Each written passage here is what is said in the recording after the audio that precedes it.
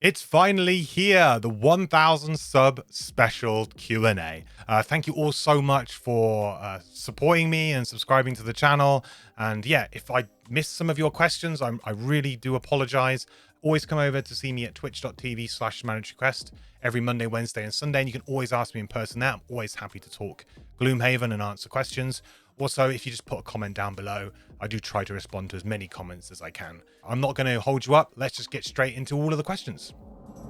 Okay, first up, we have Anthony, who asks, what features of Guildmaster mode, if any, would I like to see carry over to the campaign as either an optional setting or a standard feature?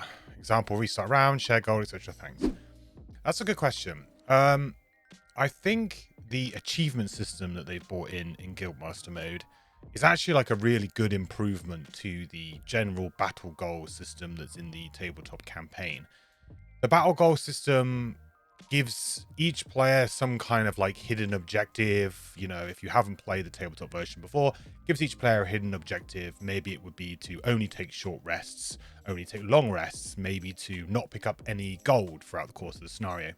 And sometimes I think that they're a little bit counterintuitive. I mean, Gloomhaven is a cooperative game at its heart, so it is a bit strange that you have these kind of little agendas running around where, you know, perhaps a player might actually kind of punt the game for your team almost because, hey, they need to go and do a certain objective, like only take short rests. So they just constantly short rest, and then that might cause you an issue. Now, I think that there's enough kind of space in the game for both to potentially exist. I think, you know, there's people who will like that and there are people who prefer the achievement system. I actually think I on balance prefer the achievement system, but it's not really a practical thing to be able to put into the tabletop campaign. It's far too much bookkeeping. So I think that the battle goal system is, you know, it fulfills a purpose. But it would be, I think, you know, now that we're on digital and, you know, we can have those tools to our advantage, it could be possible to maybe rework the achievements in a certain way, make them maybe a little bit more focused around the characters, instead of having like global ones where you have to kill X amount of enemies and things like that. I think the kind of story perk system that they came up with works quite well here. So yeah, just give each character maybe like a set of achievements that they need to do, and you can just tick them off and then you get a perk when you do them, and each character could maybe keep track of those rather than having these battle goals, which sometimes you get a battle goal at the start of a scenario and you're just like, never going to do that, and you just sort of throw it away and you realize that you can't do it, maybe the particular scenario, even though you get to pick from two. Sometimes it's just not possible to do, or you end up hurting your team. So yeah, that would be the main thing I think that I would change over. I would imagine that most of the features that we've had in digital, like restart round, will probably be like, you know, an option anyway. That's just a function of the game, right? And I don't think that they should necessarily take that away. Again, I don't think players should necessarily abuse the restart round function in digital to find out some information that the enemies are doing and then click restart round so that you can optimally play your turn. I think you should really be using restart round if you misclick or something like that. You know, there's some sort of issue as to why, you know, you made a mistake, you know, and it's an honest mistake. If I make like a small mistake with like movement or something like that, I just kind of go, okay, fine. You know, I think you'll really burn yourself out on the game if you really concentrate on doing that stuff too much. Shared gold, I actually don't think shared gold should be part of the campaign.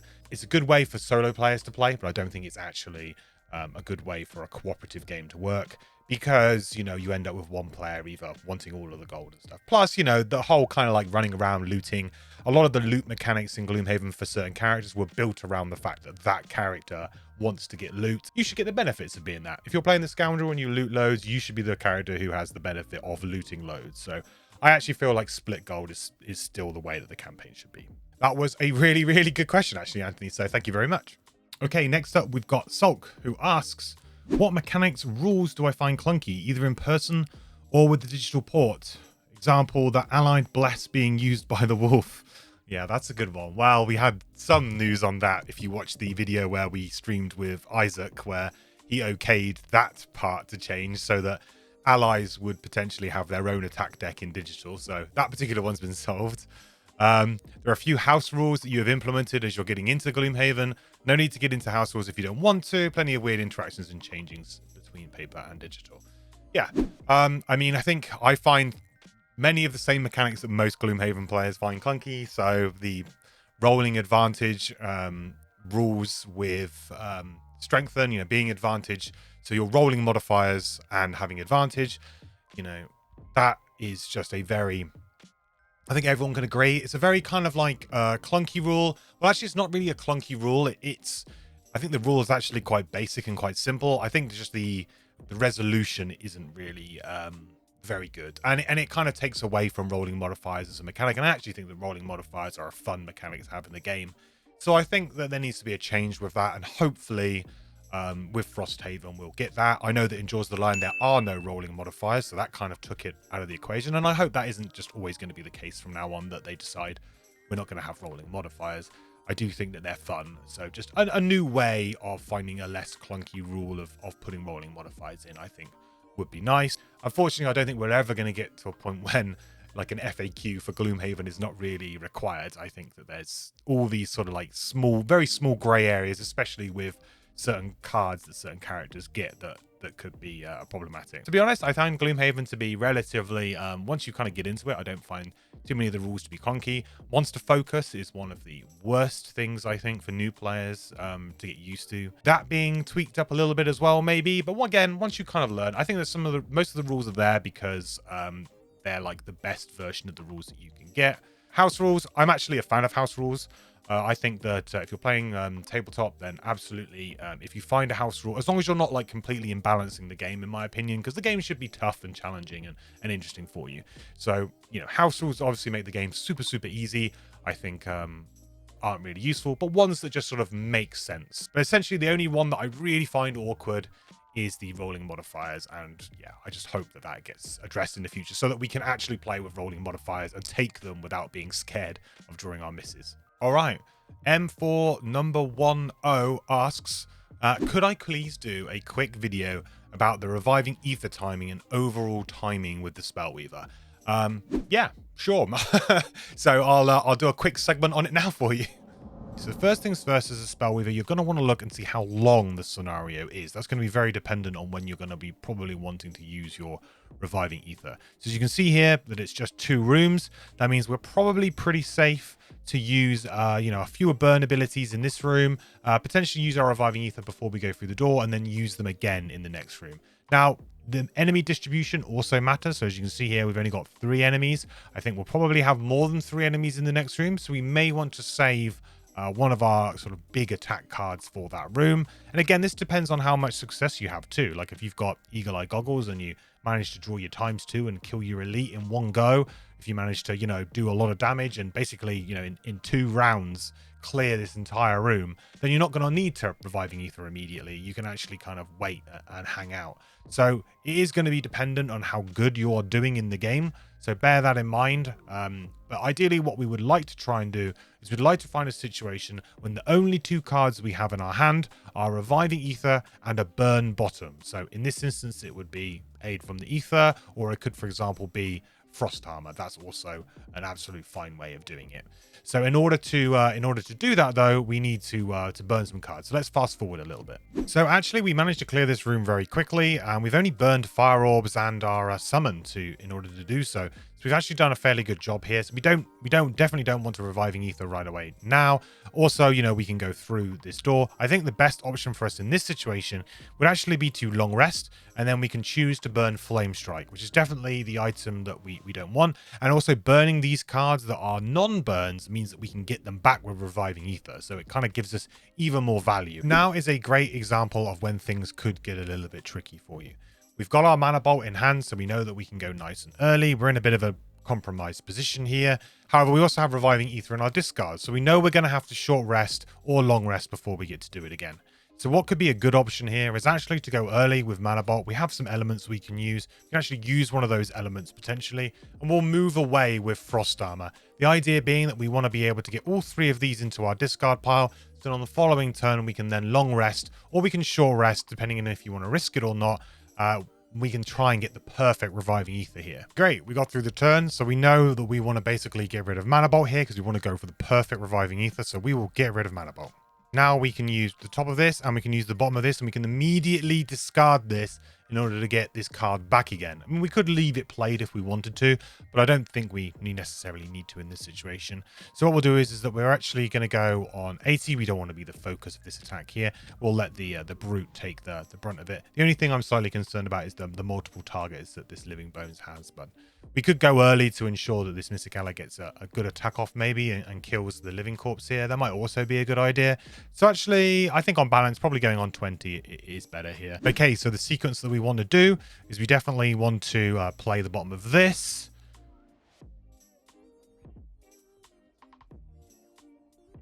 Then once you've done that, you essentially want to discard both things that you have in your active area. So it's going to be our summon and it's going to be the frost armor that we literally just played. So we'll discard those. There we go. And now you'll notice that every single one of our cards is in our burn, which is exactly where we want them to be right now. And then we basically use the top of Reviving Ether. And now we have a full grip of cards again, just like we started the scenario, except, well, we're one card down. We don't have Reviving Ether. Next up, we have Erin Rung 15. I'm just going to call you Erin for short. I hope that's okay. You'd appreciate me telling us more about myself and why I decided to stream, specifically Gloomhaven. Also, what else do I cover in my videos? Thanks in advance. Yeah, so basically, the whole reason that I decided to stream was Gloomhaven. I was very excited for the digital version of Gloomhaven to come out. I've played tabletop for a long time. I've really enjoyed it. And digital just seemed like the perfect thing for me, a way for me to be able to play loads more Gloomhaven, which is just all I really wanted to do. And when it came out, the first couple of days, I noticed that there was a few people streaming it on Twitch. You know, I've been a Twitch viewer for many, many years as well. So I was on there just watching, and I just noticed that there was kind of like just a lack of people playing the game or streaming the game that had kind of, you know, a good base of knowledge about the game.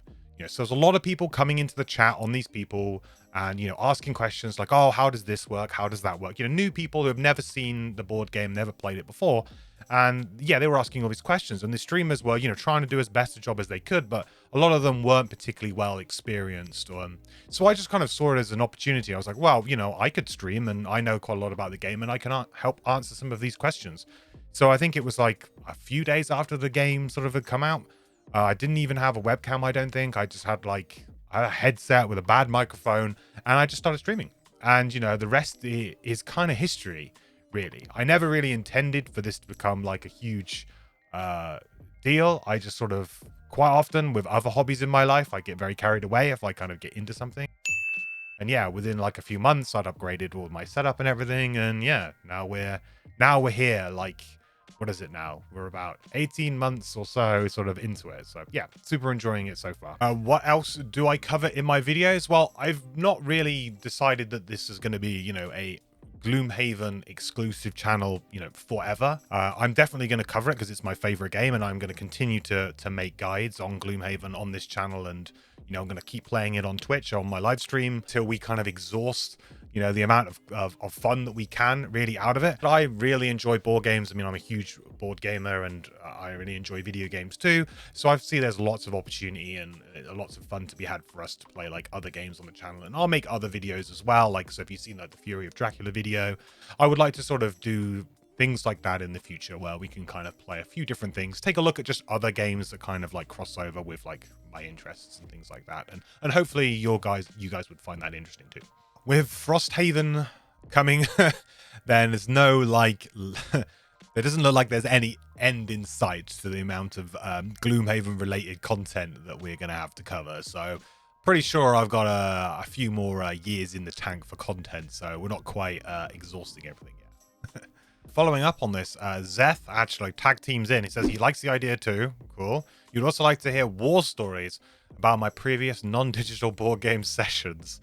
And any thoughts on alternative builds for classes focusing on maximizing fun or non-meta builds, such as the Mind Thief not using the Mind's weakness? That's a really good question. So war stories about my non-digital Gloomhaven sessions are kind of a little bit tricky to talk about because I don't want to talk about any spoilers for the campaign and things like that. However, there have been like, you know, I've always been the kind of looty one of my group. Not that I've played any of the particularly great looting characters. I haven't played Scoundrel or anything like that, but I've always been like the hoarder of the group, and that's become like a running thing with my play group where, you know, if I ever go and pick up a piece of loot, it's automatically like, oh, you're going to pick up the loot. Even if it's like just a normal thing to do at this point in time, it's now like I'm tainted with that image while playing with my friends now. So even if it was like there's no enemies around, there's nothing to do, and I'm just like, oh, okay, well, I guess I just walk over there and pick up that piece of loot.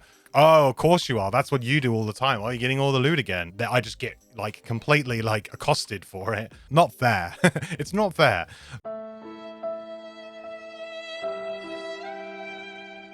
Have a specific war story about a particular campaign. It's a side mission actually to the campaign. I mean, I could talk a lot about, I mean, I can say what the campaign's called. It's called Oozing Grove, if you know that one. I've got some war stories about that one, but I'm sure many other people do too. So yeah, I can't really explain too many like war stories from the physical one because I'd be afraid to like spoil anything for the campaign from anyone who might be watching.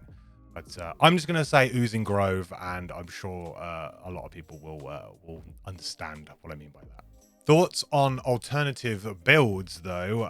So yeah, we speak about this a little bit on the channel when we're streaming, and now I've tried to bring in kind of Weird Build Wednesday is now kind of becoming a feature on the channel. So if you come watch me on Wednesdays when I stream, that's when we usually talk about kind of, you know, the weird and wonderful builds that we can come up with that aren't strictly the best builds that you can do, but can be a lot of fun to play with. I really like playing weird builds.